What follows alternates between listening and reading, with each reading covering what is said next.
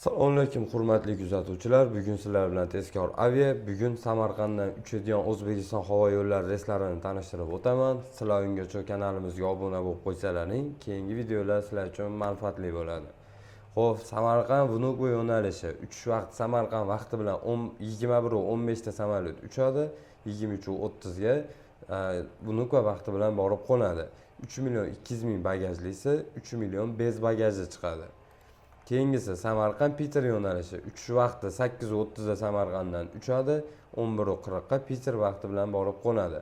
4 million bagajli, 3 million 800 bez bagajli chiqadi. Keyingisi Samarqand Istanbul yo'nalishi uchish vaqti 8:55 da samolyot uchadi, 11:55 ga Istanbul vaqti bilan borib qo'nadi. Buni bagajli bez nazoratning tarifi 2.750.000 so'm chiqadi. Samarqand Kazan yo'nalishi uchish vaqti 15:40 da uchadi, 17:40 ga Kazan vaqti bilan borib qo'nadi. 3.600.000 bagajlisi, 3.400.000 bez bagajli chiqadi. Bizning manzilimiz Farg'ona shahar Tojmahalda ro'parasida. Ekrandagi nomerlarga aloqaga chiqa olasizlar. 24 soat ishlab turadi. WhatsApp, Telegram bor, постоянный onlayn bo'ladi. Agar masofa uzoq bo'lsa, sizlarga через WhatsApp, через Telegram orqali pasport kopiya jo'natsalaring, biletlarni onlayn qilib ham yozib beraveramiz.